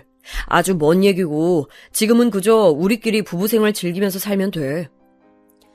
중국은 워낙 인구가 많다 보니까 한 가정의 아이를 한 명만 낳아서 키우자는 일명 소황제 정책이 널리 퍼져 있었어요. 자식을 여러 명 낳으면 모두를 풍족하게 키우는 것이 어려워지지만 외동 한 명만 낳는다면 마치 황제처럼 떠받들어 키우는 게 가능하다는 것이 그 정책의 취지였답니다. 남편은 바로 그 이야기를 들먹인 것이었는데요. 저도 외동을 낳아 키우는 것 정도는 동의가 되었기에 남편한테 고개를 끄덕거려 줬었죠. 저랑 남편은 결혼하고 나서도 각자 일을 부지런히 하는 맞벌이 부부였습니다. 전형적인 서민 가정에서 태어나고 자란 케이스가 바로 저희 부부였고요. 결혼하면서 양가의 지원을 받기는 했지만 그것이 집이라든지 그럴싸한 예단, 혼수 같은 게 아니었어요. 다만 예식장이며 신혼여행을 다녀올 수 있을 정도의 비용이었지요. 저희 부부는 결혼하고 나서 돈을 꾸준히 모으기로 했어요. 둘이 같이 벌어서 모으니까 숫자가 커질 때마다 그걸 확인하는 재미가 있었습니다. 이대로라면 3년 뒤에 아이를 가지는 걸 생각해 볼 여유가 있겠어. 아직은 경제적으로도 여유롭지 못하고 나 자신도 아이를 낳아 키운다는 것에 아무런 확신이 없지만 시간이 해결해 주겠지? 저는 그런 생각을 하며 결혼 생활을 해나갔고 중간중간에 시부모님 때문에 스트레스를 받는 사건들이 있었지만 그 정도는 해프닝 정도로 여기고 넘어갈 수 있는 시집살이라고 느꼈어요. 결혼한 지 1년도 안 되었을 때였으니 아직은 한 가족이 되어가는 진통을 겪는 과정에 있다고 생각했습니다. 그런데요, 결혼 1주년을 앞두고 제가 그만 임신이 돼버렸습니다. 완전히 이건 청천벽력이었어요. 왜냐하면 저랑 남편은 둘 다 분명히 그 시점에서 이세를 가질 생각이 없었으니까요. 상의를 하고 또 얘기를 나누고 확실하게 계획을 세워뒀던 주제였습니다. 그런데 임신이라니 이건 말도 안 되는 거였어요. 몸 컨디션이 자꾸만 이상해서 병원을 갔다가 그 사실을 알게 되었을 때 진짜 하늘이 노래졌습니다. 아니에요, 선생님. 제가 임신이라니 그럴 리가 없어요. 저 아직 신혼인데 아이를 가질 계획이 없었던 것을요? 얼마나 조심하고 신경을 썼는데 제가 임신할 리가 없습니다. 확실해요. 그러니까 다시 한번 확인해 주세요. 환자분, 지금 이 결과보다 더 확실한 건 없어요. 환자분은 임신 상태가 맞습니다. 지금 몸 상태가 워낙 허약해져 있기 때문에 각별히 주의하시고요. 임신이 맞다고 확인 사살을 받던 순간에 너무 기가 막혀서 그냥 웃음이 나왔던 것 같아요. 남들은 그토록 임신을 부르짖으면서 갖은 애를 다 쓴다던데 어찌해서 임신이 필요하지 않았던 저희 부부에게 이런 소식이 날아들었던 것일까요? 기쁘지 않았어요. 솔직히 말해서 무서웠고 당황스러웠고 온몸에 식은땀까지 나는 느낌이었습니다. 여러 가지 잡생각이 떠오르면서 앞으로 어떻게 해야 할지 막막해졌어요. 분명히 남편도 저처럼 결혼하고 나서 3년 이내의 임신은 절대 사양이라고 했던 사람이었기에 이 사실을 어떻게 받아들일지 조금은 겁도 났었네요. 아니야. 차라리 내 남편도 나처럼 생각이 같다는 게 다행일 수도 있어. 둘 다 원하지 않는 아이잖아. 일단 대화를 잘 나눠보자. 저는 마음을 굳게 먹고서는 남편에게 제 임신 사실을 알렸습니다. 그런데 아주 놀라운 생각지도 못한 일이 벌어졌어요. 왜냐하면 제 예상과는 달리 남편이 엄청나게 기뻐하면서 난리였기 때문입니다. 임신이라고? 정말이야? 잘됐다. 너무 잘됐다. 이제 우리 아빠 엄마 되는 거네? 그렇겠지? 그런데 오빠 왜 이렇게 좋아해? 임신 소식에 좋아하지 않을 부부가 어딨어. 야, 내가 부모가 된다니 너무 감격스러워. 남편은 기뻐서 어쩔 줄을 몰라 했고 저는 그 모습을 보면서 기분이 가라앉았어요. 한참 후에야 그런 저를 발견하고 눈치챈 남편이 그제서야 표정 관리를 하더라고요. 제가 원치 않게 이른 임신을 하게 된 것이 너무 속상해 보여서 자기도 마음이 아프다고 말입니다. 그런데 그렇게 위로를 건네는 남편은 하나도 마음 아픈 사람처럼 보이지 않았어요. 그래서 제가 의심을 했던 것입니다. 여기엔 제가 모르는 내막이 숨겨져 있는 건 아닐까 하는 의심을 말이죠. 왜냐하면 저나 남편이나 분명히 나중에 임신을 하자고 했었고 그에 따라 정말 많은 주의를 기울여 왔었습니다. 그런데 그 모든 노력에도 불구하고 임신이 되었다고요? 이건 둘 중 하나였죠. 하늘이 내려준 기적이거나 아니면 사람이 부린 농간이거나. 정말 안타깝게도 밝혀진 진실은 후자였습니다. 우연히 남편이 말실수를 한 것을 잡아낸 제가 연속해서 캐물었고 결국 남편은 자기가 한 짓을 실토했어요. 저와의 약속을 지키지 않았던 거예요. 결국 제 임신은 남편의 농간 때문이었습니다. 둘 중에서 오로지 저만 결혼하고 3년 뒤에 아이를 갖자는 계획과 목표를 초기대로 유지한 채 지내온 것이었고 남편은 진작에 변절한 상태였지요. 미안해. 사실 우리 엄마가 빨리 손주를 보고 싶다고 자꾸만 보채셔서. 뭐? 지금 장난해? 왜 어머님 핑계를 대? 어머님께서 우리한테 애 언제 가질 거냐고 자꾸 닥달하시는 거 내가 다 쳐냈었잖아. 내가 어머님이랑 맞섰는데 계속 가만히 있던 오빠가 지금까지 고생하고 피해 입은 것처럼 갑자기 왜 어머님 얘기를 들먹이냔 말이야. 나도 어쩔 수 없어서. 아니, 자꾸 엄마가 그러잖아. 여자 나이 1살이라도 어릴 때 임신하고 애를 낳아야 그 애가 건강하다고. 결혼하고 나서 3년 뒤에 애 가질 생각이라고 해도 그때 가서 바로 임신된다는 보장이 어딨냐고 엄마가 나한테 그러는데 내가 그 앞에서 할 말이 없더라.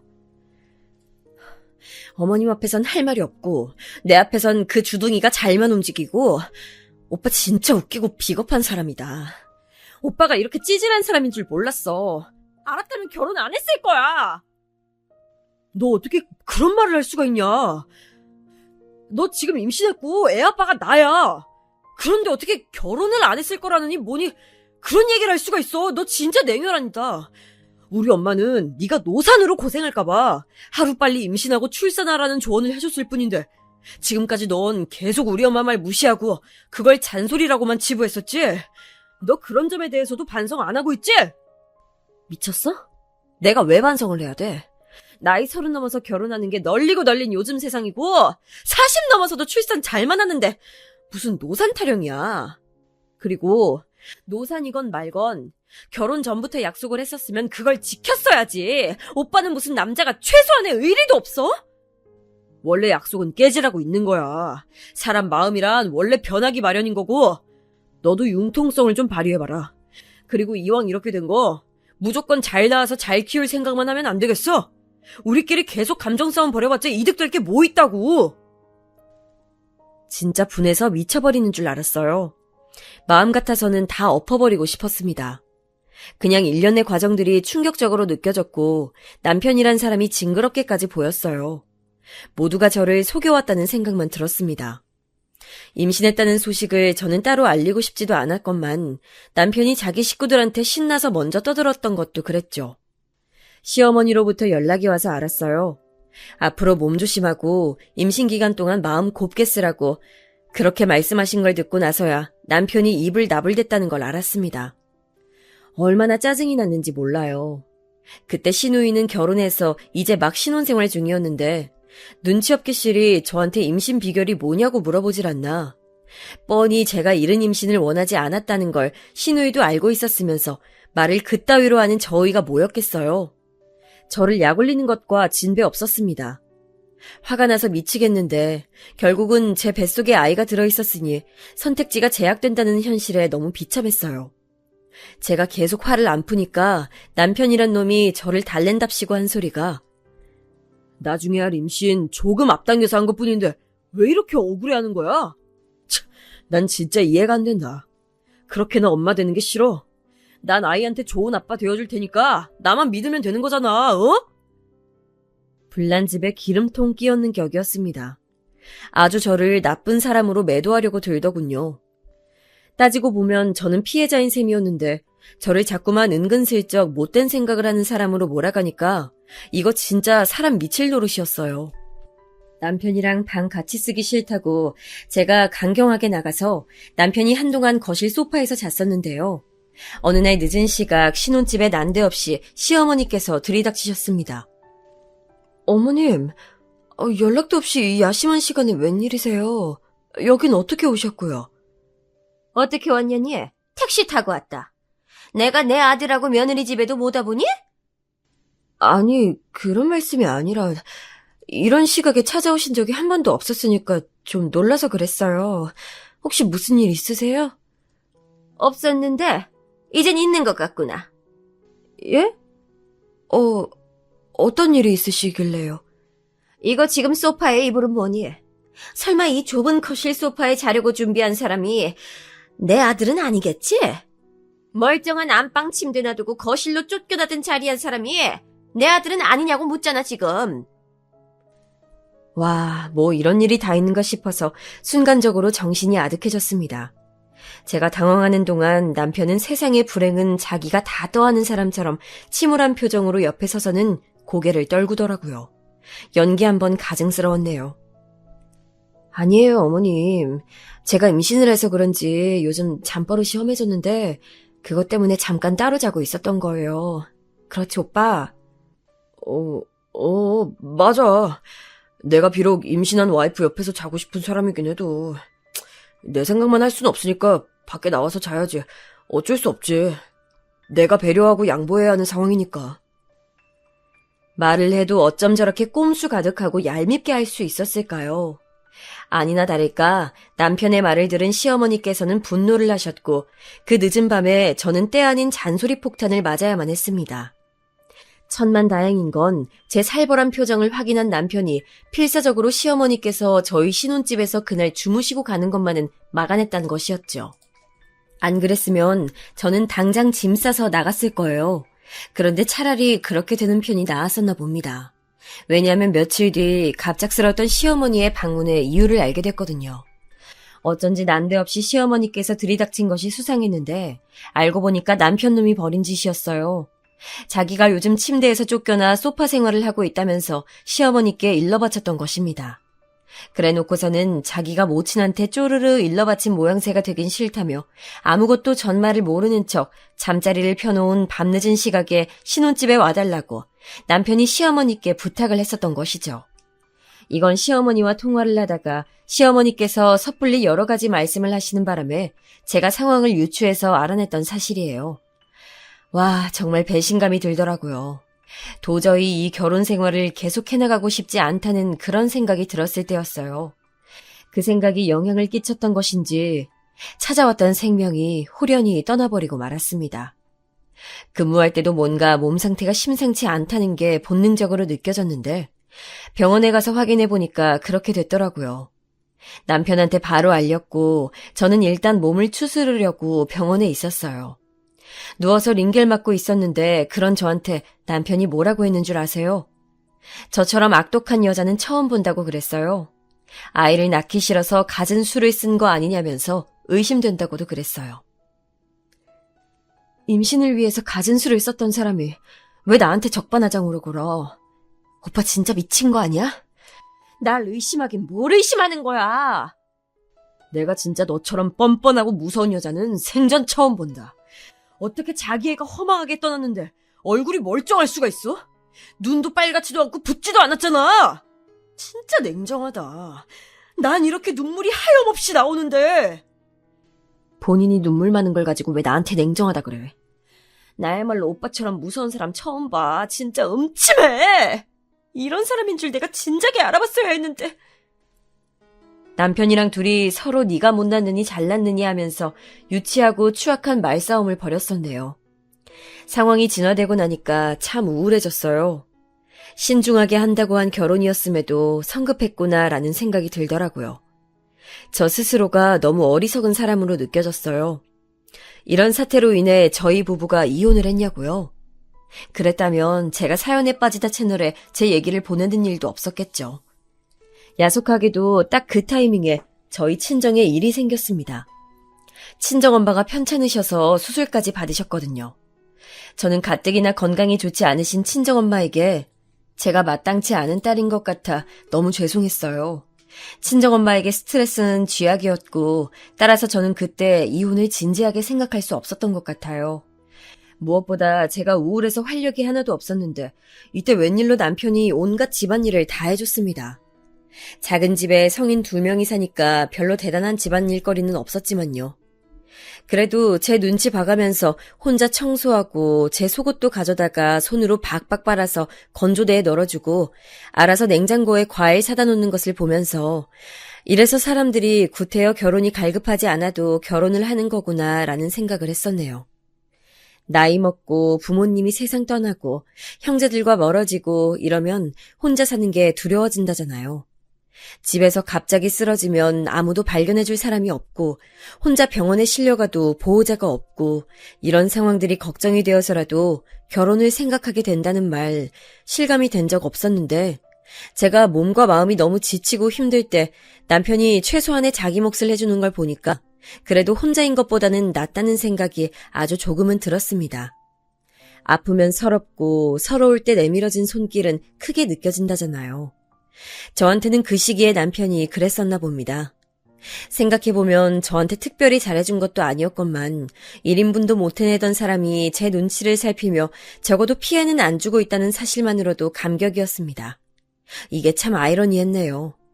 그런데 또 그 시기가 황당한 나비 효과를 불러왔어요. 네가 감히 내 아들을 부려먹어? 자기는 집에서 손끝 하나 까딱 안 하고? 아이고 내 신세야, 내가 무슨 죄를 지어서 저런 며느리를 들었냐고. 아이고 나 억울해 죽겠네. 시어머니께서 분개하신 것이었습니다. 남편이 뭐 대단한 일을 한 것도 아니었고 원래 제가 집에서 했던 일들을 했을 뿐이었건만 시어머니께서는 그게 그렇게나 분하신 모양이었어요. 이때부터 제가 시어머니께 제대로 미운 털이 박힌 셈이었죠. 저는 그러거나 말거나 그때는 제 코가 석자였고 친정엄마의 걱정으로 머릿속이 가득 차 있었기 때문에 시어머니께서 저를 어떻게 미워하시든 신경 안 썼습니다. 그런데 여기에 시누이까지 가세를 하게 되었어요. 이것 또한 전말이 존재합니다. 발단은 시누이가 임신을 한 것이었죠.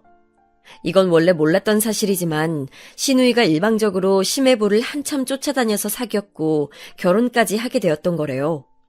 어쩐지 결혼식장에서 봤을 때도 신랑 쪽은 무덤덤해 보였는데 신부는 한박 웃음이었죠. 거기에 보통 결혼식장에서 한 명이 운다면 신부가 울잖아요. 그런데 양가 부모님께 인사를 하던 타이밍에 눈물을 글썽거린 건 신랑 쪽이었고 신부는 그저 환희에 차 있었습니다. 시누이가 그렇게나 시매부를 자기 남편으로 맞은 게 좋았었나 보더라고요. 이랬으니 임신을 한 것도 행복했겠죠. 웃긴 건 가장 먼저 시누이의 임신을 알아차린 게 저였단 사실이에요. 무거운 발걸음으로 시댁에 갔었던 주말, 시누이가 시매부 없이 혼자 왔는데 약간 몸살 감기가 있는 것 같다고 했습니다. 자기 남편한테 감기 옮기기 싫어서 떼어놓고 왔다는 말을 듣고 어이가 없었죠. 그러면 뭐 다른 사람들은 그 감기 옮아도 된다는 것인가요? 그런 생각을 하고 있던 찰나에 마침 시누이가 저를 보면서 이런 말을 하는 거예요. 새언니, 그거 아세요? 감기는 원래 다른 사람한테 옮기고 나면 일찍 낫는데요. 낭설이긴 하지만 그럴싸하더라고요. 나한테 감기를 옮기고 싶은가 봐요. 장난이라도 굳이 왜 그런 말을 하는 건지는 모르겠는데. 아무튼 건강관리 잘하세요. 그리고 어쩌면 감기 아닐 수도 있으니까 검사 받아보시고요. 네? 감기가 아닐 수도 있다니요? 아까부터 저한테 증세를 이것저것 물어보시더니 혹시 뭐 짚히시는 거라도 있으세요? 제가 혹시 감기가 아니라 큰 병 같나요? 아니요, 그게 아니라 들어보니까 혹시 임신으로 컨디션 난조를 겪고 있는 건 아닌가 싶어서 그랬어요. 그러니까 섣불리 감기약 먹지 마요. 제가 그렇게 말하니까 시누이가 화들짝 놀랐었는데 얼마 뒤에 임신이라는 걸 알게 됐어요. 제가 슬쩍 했던 추측이 맞았던 것이죠. 남편은 별로 자기 여동생의 임신을 축하해주고 싶지 않다면서 철없는 소리를 했지만 저는 아무것도 안 하고 있는 건 좀 아닌 것 같아서 영양제 같은 걸 이것저것 선물해줬습니다. 근데 시누이가 임신 중기에 해외여행을 간다고 했어요. 태교 여행이라고 거창한 이름을 붙여서 말이에요. 가까운 제주도로 가는 것도 괜찮을 것 같은데 굳이 비행기 타고 멀리 태교 여행 갈 것까지 있어요? 괜히 피곤하게 되는 거 아닌가 싶네요. 왜요? 제가 연예인들이 나가는 태교 여행 간다니까 질투나시나 봐요. 그럴 리가요. 이왕 가는 거 즐겁게 시간 잘 보내다가 오세요. 네, 당연히 그럴 거예요. 태교 목적으로 해외여행 가는 건 아무나 하는 게 아니니까요. 말하는 꼬라지 한번 얄미웠던 신우이. 그 해외 태교 여행을 다녀오고 나서 저한테 연락이 왔어요. 배가 좀 느낌이 이상한데 임신하면 원래 이런 거냐고 물어보더라고요. 저는 그 주스 채우기 전에 유산했던 사람인데 저한테 물어봐도 제가 어떻게 답을 줄 수가 있었겠나요? 오히려 저는 그런 질문을 저한테 하는 신우이가 참 배려 없다고 느껴졌지만 그런 티를 내지 않았습니다. 그냥 최대한 안정을 취하라고 말만 해줬어요. 그런데 그로부터 며칠이 지났을 때였습니다. 신우이가 유산을 했다고 하는 거예요. 듣고 나서 깜짝 놀랐어요. 그리고 왠지 짠한 마음이 들었죠. 저도 유산을 겪어본 사람이니까요. 근무하다가도 자꾸 신우이가 생각나서 마음이 쓰였는데 고민 끝에 메시지를 보내줬습니다. 절대 본인 탓 아니니까 너무 괴로워하지 말라는 내용이었어요. 그런데 신우이가 답장이 없었어요. 하루가 지나고 이틀이 지나도 말이죠. 저는 답장을 해줄 수 없을 만큼 신우이가 심적으로 힘든가 보다 싶어서 내버려 뒀습니다. 그랬더니 다시 며칠 후에 시어머니로부터 연락이 왔어요. 너는 유산도 겪어본 사람이면서 어쩜 그렇게 내 딸한테 매정하게 조언 하나 안 해줄 수가 있었니? 어머님, 갑자기 그게 무슨 말씀이세요? 해외여행 간다는 애를 말렸어야지. 그런 곳에 멀리 가서 무리하면 유산될 수 있다고 네가 말 한마디쯤은 해줬어야 되는 거 아니니? 그래놓고서는 아무렇지도 않게 유산한 사람한테 힘내라고 문자를 보내? 뻔뻔한 것도 정도가 있지. 아유, 너 아주 내 딸 유산됐다고 속으로는 고소해하고 있겠다. 어? 너도 한번 당해봐라 하는 마음이 있었던 거지? 비약이 심해도 너무 심했습니다.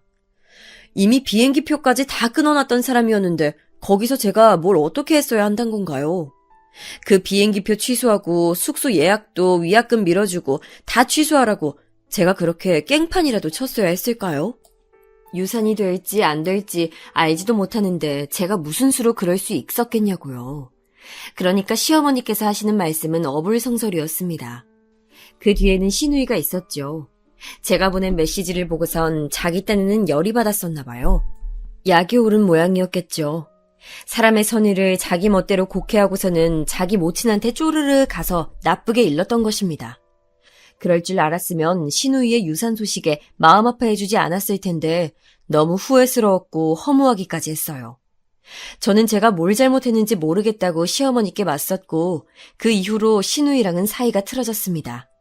남편은 중간에서 눈치를 보느라 어쩔 줄 몰라 했는데 마침 시아버지께서 당신의 고향 시골집 공사를 시작하시는 바람에 시댁이 좀 바빠져서 분위기가 환기됐어요. 자연스레 신우이의 유산으로 인한 냉전은 뒷전으로 밀려났죠. 저는 이듬해 끝자락에 임신을 했고 아들을 낳았습니다. 건강을 회복하셨던 친정엄마가 쓰러지셨는데 병원에서 기대를 낮추라고 저희 친정 식구들한테 그랬어요. 그래서 각오는 했었지만 포기는 할 수 없어서 모두가 매달려서 친정엄마를 간병했어요. 예상보다 오래 사셨지만 결국 친정엄마가 세상을 뜨셨습니다. 친정엄마가 쓰러지셨을 때 제 조카들 보면서 그나마 희미한 웃음을 짓곤 하셨거든요. 그때 많은 생각이 들었습니다. 남편이랑 얘기를 많이 나눴고 이때 아이를 가졌습니다. 친정엄마는 기적처럼 저희 아이가 태어날 때까지 버티셨고 당신의 갓난 손자를 눈에 담으시곤 세상을 떠나셨어요. 같이 찍은 사진도 남아있고요. 정말 감사한 일이었습니다. 저희 아이의 돌잔치 때 신우이가 임신 초기라는 사실을 들어서 알게 됐어요. 그토록 기다렸던 다시 찾아온 생명일 텐데도 신우이가 어째 표정이 썩 밝지만은 않더라고요. 그러거나 말거나 저는 신경 안 썼습니다. 신우이는 딸을 낳았어요. 저희 부부보다 신우이네가 시댁과 좀 더 가까이 살았으므로 시어머니께서는 당신의 손녀를 자주 돌봐주시는 듯 했습니다. 저희 아이는 시어머니께서 도맡아 주신 적이 한 번도 없었고 제가 그걸 바란 적도 없었네요. 은근한 벽이 저와 시댁 식구들 사이에 세워져 있었어요. 시아버지께서는 오랜 시간 천천히 공을 들여 공사를 끝낸 시골집에서 1년에 한 7개월 정도는 지내셨던 것 같네요. 겨울에는 추워서 그쪽에서 안 지내셨지만 다른 계절에는 주로 그곳에 계시길 원하셨습니다. 특이한 건 시어머니께서는 그 시골집에 안 가고 싶어 하셨다는 거예요. 시어머니만 의견이 맞는다면 시부모님 두 분이서 시골 생활을 하시면 되었던 상황이었건만 시어머니께서는 도시 생활을 조금이라도 더 하고 싶다면서 고집을 피우셨죠. 세월이 흘러 저희 아이가 초등학교에 입학할 시기가 다가왔을 때까지도 그런 상황이었어요. 저도 드디어 학부모가 되는구나 싶어서 감개무량했던 때 우연히 건강검진을 받았다가 제 몸 상태를 알게 됐습니다. 이게 암이라고요? 그러니까 제가 유방암에 걸렸다는 거죠? 예, 유감스럽게도 그렇습니다. 가족력이 있다고 환자분께서 말씀을 해주셨던 것 같은데 아무래도 그랬을 가능성이 있네요. 저희 엄마가 돌아가실 때 다른 병으로 돌아가시기는 했지만 원래 시작은 유방암이었어요. 그리고 이모 할머니께서 유방암이셨고요. 생각해보니까 저희 작은 이모도 유방암 때문에 계속 검사받으면서 살고 계신 것 같네요. 멍하게 중얼거릴 때까지만 해도 실감이 안 됐던 것 같아요. 설마 아니 제가 암 환자가 될 줄이야. 아직 아이가 너무나도 어렸고 돌아가신 친정엄마를 하늘에서 뵙자니 그만한 불효가 또 없었습니다. 남편은 당장에 까무러쳤죠. 암? 유방암? 돌아가신 장모님도 예전에 유방암으로 고생하셨었다고 그랬었잖아. 이게 대체 웬일이냐? 이게 무슨 일이냐고. 마른 하늘에 날벼락이 따로 없네. 저한테 괜찮냐고 묻는다던가 우리 힘내자고 파이팅을 해준다던가 그런 것 하나 없는 남편이었습니다. 정말 매너 없고 멋대가리 하나 없는 남자였어요. 애가 아직 7살인데 엄마가 암에 걸리는 게 말이 되냐면서 그런 쓸데없는 하소연이나 제 앞에서 실컷 해댔죠. 그래도 암투병을 앞둔 저를 내친다거나 저버린다는 반응이 아닌 것에 위안을 삼아야 했던 걸까요? 왜냐하면 다른 두 사람에 비하자면 남편의 반응은 천사에 가까웠기 때문이에요. 바로 시어머니와 시누이 말이에요. 처음엔 제 소식에 많이 놀라길래 그냥 그런 줄로만 알았어요. 그런데 병원 들어가기 전에 밥을 따로 먹자고 저를 불렀을 때 그 자리에서 그 악독한 심정을 마주하고 말았습니다. 몸에 좋은 유기농 채소를 많이 먹자면서 그랬을 때 저는 쌈밥집에 가는 줄 알았어요. 그런데 도착해보니까 고깃집이더라고요. 고기 먹고 힘내서 암 이겨내셔야죠. 그래, 기력 회복에는 자고로 고기가 최고인 법이지. 뭐하냐? 어서 들지 않고. 두 사람을 보는데 이상하게 그런 느낌 있죠? 이 사람들이 나의 불행을 반기고 있는 듯한 그런 예감 말이에요. 그런 게 들었어요. 잘 넘어가지도 않는 고기를 먹으려니까 별로 안 내켰습니다.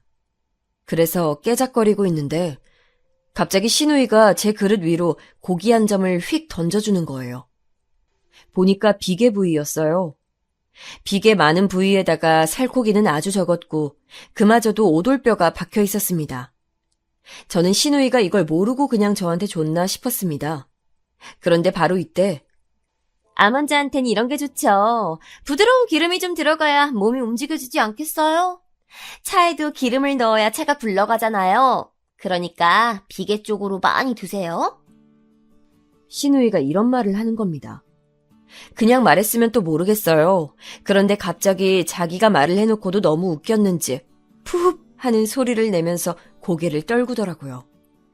그 옆에서는 시어머니께서 웃음을 꾹 참는 얼굴로 계셨고요. 그제서야 지극히 고의라는 것을 안 채가 젓가락을 내려놓았습니다. 재밌으세요? 저는 죽을지 살지 알 수 없는 암 환자인데 그런 사람 앞에서 그러고도 싶으세요? 안 창피하세요? 그리고 제가 뭘 잘못했다고 저한테 이러시는 거예요. 격양되려는 감정을 꾹 누르고 최대한 차분하게 말을 뱉었습니다. 그랬더니 두 사람 가증스럽게도 그럴 의도 없었다며 발뺌을 하더라고요. 하지만 제가 싸늘한 표정을 거두지 않자 이내 시누이가 진실된 입을 열었습니다. 그동안 내내 저의 존재가 거슬렸고 짜증이 났대요. 그래서 제가 암에 걸린 게 인과응보라고 생각하고 있다고 말을 하더라고요. 시어머니께서는 이해 질세라 남의 아들을 개고생시킨 못난 며느리 주제에 항상 기고만장한 게 마음에 안 들었는데 암에 걸려서 호되게 당하게 되었으니 잘된 일이라고 생각을 한다며 그렇게 말씀을 하셨고요.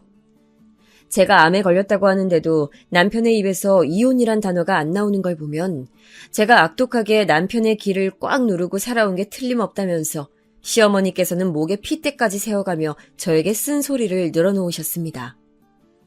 무슨 말을 해도 통할 상대들이 아니더라고요. 저급하고 너무 저열했어요. 그때까지 살면서 저는 남편이 참 못난 사람이라고 생각을 했었는데 자기 모친과 누이에 비하자면 본인은 양반이었더라고요. 그 추한 사람들 앞에서 눈물을 보이기는 싫었기에 저는 바로 자리를 떴고 그곳에서 멀어지고 나서야 헛구역질을 하면서 엉엉 울었습니다. 내가 이대로 암 때문에 죽더라도 그것들은 처단하고 떠난다. 절대 용서 못해. 나열할 수 없을 만큼 사실 그 두 사람 때문에 제가 많이 힘든 일이 있었어요. 그럼에도 저는 좋은 게 좋은 것이다 라는 마음가짐으로 그 두 사람의 행실을 굳이 지적하지 않았고 분란을 만들고 싶지 않아서 되도록 가만히 살아왔었습니다.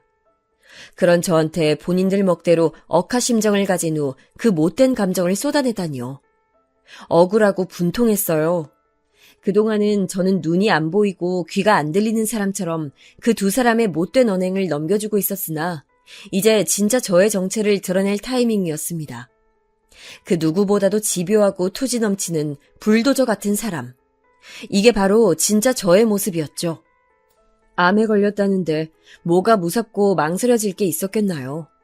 저는 바로 그 두 사람의 뒷조사에 들어갔습니다. 양심의 가책 따위는 들지 않았고 거금을 쓰는 것도 꺼려지지 않았어요. 내심 짚히는 구석들이 있었기에 그걸 중점으로 뒷조사에 들어갔고요. 결국 저는 원하던 정보를 손에 쥘 수 있었답니다. 지독한 항암 치료 가운데서 저의 정신력을 지탱해 주었던 건 공교롭게도 그 두 사람의 몰락을 보고 싶단 욕망이었어요. 그러던 어느 날 신우이의 남편인 저희 심해부는 모르는 번호로부터 메시지 한 통을 받게 됩니다. 네 딸의 친부는 네가 아니야. 검사를 해보면 알게 될 거야. 앞뒤 잘라먹은 내용이었지만 전하고자 하는 바는 정확했지요. 그리고 이건 바로 먹혀들었어요. 심해부가 친자검사를 신우이 몰래 실시했거든요. 결과는 제가 타인을 통해 흘린 정보대로 심해부와 시족하는 부모-자식 관계가 성립하지 않았습니다. 심해부가 뒤집어졌죠. 당장 이혼을 선언했대요. 신우이는 울며 불며 난리를 치다가 혼절까지 했었다고 합니다. 생김새로도 유추해내기 쉽지 않았고 혈액형도 문제 없었기에 아마 신우이는 들킬 일이 없을 거라고 생각했을 거예요. 하지만 저는 이전부터 의심하고 있었습니다.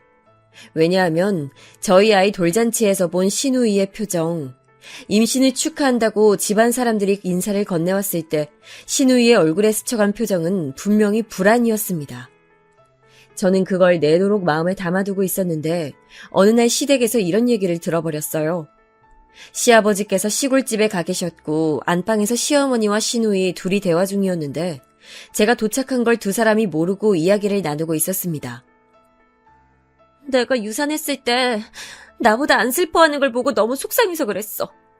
나는 이 남자를 항상 더 사랑해왔는데 이 남자는 왜 나를 그렇게까지 안 사랑할까 이 생각이 드니까 미치겠는 거야. 그래서 나도 모르게 욱하는 심정으로 불장난 저질렀던 거고 지금은 후회해. 아유 이거사. 하여간에 조심 좀 할 것이지. 어? 너는 내가 용의주도한 걸 보고도 배우는 게 없어?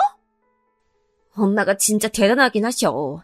우리 엄마처럼 바람 피우면 전국에 바람 걸리는 부부는 단 한 쌍도 없을 거야.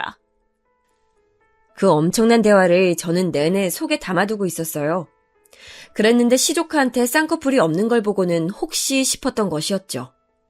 왜냐하면 신우이랑 심해부는 둘 다 쌍꺼풀이 있었거든요. 시댁 식구들은 저희 남편도 그렇고 친척들까지 죄다 쌍꺼풀이 있기 때문에 이쪽으로 강한 유전자를 가지고 있습니다. 그런데 시조카가 쌍꺼풀이 없다는 건 이상했죠. 신우이는 결국 심해부한테 버림받았습니다. 잘못된 일탈이었을 뿐 신우이가 심해부를 진심으로 사랑하고 있다는 건 알고 있었어요. 하지만 저는 칼을 뽑아들었으니 벨 수 있을 만큼 다 벨 작정이었습니다. 오히려 저는 심해부한테 신우이가 저를 향해 날렸던 폭언들을 전해주면서 쐐기를 박아버렸어요. 심해부는 뒤도 안 돌아보고 신우이를 버렸습니다. 아이 아빠가 누군지 모른다는 신우이의 충격 발언에 시아버지께서는 거의 졸도를 하셨는데 죄송하게도 제가 거기에 더 불을 지펴버렸어요. 시어머니의 바람난 증거를 시아버지 시골집으로 붙여버렸거든요. 어째서 시어머니께서 시골로 내려가길 그토록 거부하셨던 것인지 시아버지께서는 그 진실을 알게 되셨죠. 시어머니의 바람 상대는 역시나 유부남이었고 그쪽에서는 되도록 꼬리를 잘라버리길 원하셨죠. 시아버지는 재산의 한 푼도 내어주지 않은 채 시어머니를 쫓아내버렸습니다. 시어머니께서는 낙동강 오리알 신세가 되셨어요. 당신보다 더 못한 처지에 몰린 딸에게 가실 수밖에 없었죠. 시어머니, 시누이, 시조카 셋이서 월세집 생활을 시작했습니다. 그런데 얼마 지나지 않아서 서로 싸우고 난리였나 봐요. 좁은 집에서 애까지 돌보며 지내려니 자연히 짜증이 늘었겠죠. 게다가 시조카는 천성적으로 타고나길 말썽쟁이였거든요. 돌보기 벅찼을 겁니다. 남편은 우리가 도와줘야 한다면서 개소리를 해댔지만 저는 그걸 무시했어요. 나 아직 암 환자야. 이런 사람한테 어떻게 남을 도우라고 할 수가 있어? 나 스트레스로 세상 하직하는 꼴 보고 싶어? 우리 엄마랑 동생이랑 조칸데 남은 아니잖아. 그럼 너도 너네 엄마랑 동생처럼 이혼당할래? 잔말 말고 우리 아들이나 잘 챙겨. 남편은 할 말이 많은 눈치였지만 암 환자라는 방패를 뚫을 수는 없었습니다. 저는 결국 암을 이겨냈고 건강 핑계와 아이 교육 환경 핑계를 대면서 멀리 이사를 갔어요. 한 차례 다시 병원 신세를 지긴 했었으나 현재는 완치 판정을 받은 상태랍니다.